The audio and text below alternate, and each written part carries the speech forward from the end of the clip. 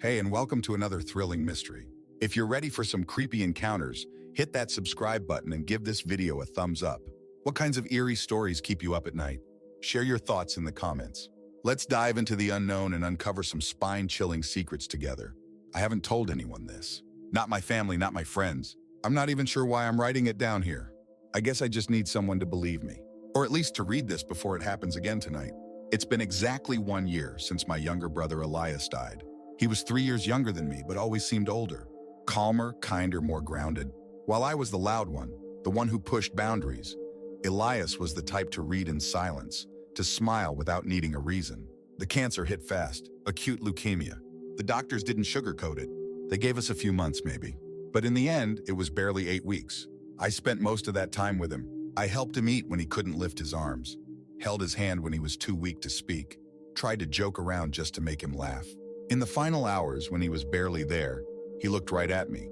Not scared, not sad, just knowing. "Don't stay alone," he whispered. That was the last thing he ever said. After that, everything shut down. There was a flat line on the monitor, a few soft words from the nurse, and then nothing. The world just stopped. I didn't cry much. Not at first. I think part of me refused to believe he was really gone. I disconnected from everything: school, friends, routines. I slept all day, stayed awake all night, barely ate. I thought maybe the silence would help me process it. Instead, it left space for something else. The first time I heard his voice again, it was around 3 a.m. I hadn't been asleep, just lying there, staring at the ceiling. The window cracked open to let in the late October wind. "Are you there?" It was faint, soft, coming from the hallway. I froze. Not because I was afraid, but because I knew that voice.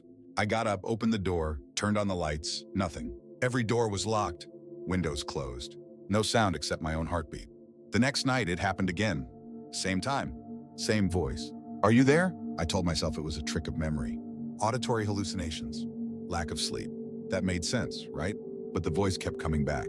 Every night at 3 a.m. sharp. And then the footsteps started. Soft, deliberate steps across the hallway floor, stopping just outside my bedroom. Never louder than a whisper, but impossible to ignore. Eventually, I started locking my door at night. I played white noise, music, anything. Sometimes I'd fall asleep with a podcast playing just to drown it out, but none of it worked. The sound always cut through, always him. Then came the knocking. 3 soft taps, then his voice: "Closer now, please." Open the door. It never sounded threatening, not angry or vengeful, just pleading. Almost sad. I told myself I wouldn't give in. I wasn't going to open the door. I wasn't going to play into whatever this was: grief, trauma, madness. But it didn't stop. Then it got worse. I started finding things around the apartment, objects I hadn't seen in years. Stuff I knew was in a box on the attic, sealed and forgotten. A small, worn-out toy dinosaur on the windowsill. His favorite, the one he carried everywhere as a kid. A half-drunk Capri Sun on the kitchen table, wild cherry. The exact flavor he used to beg Mom to buy. Each day, something new. Each night, his voice. Like the past was leaking into the present, or something was trying to lure me back. Last night, I found his old diary on my desk. It had gone with him to the hospital. I'd packed it in his bag.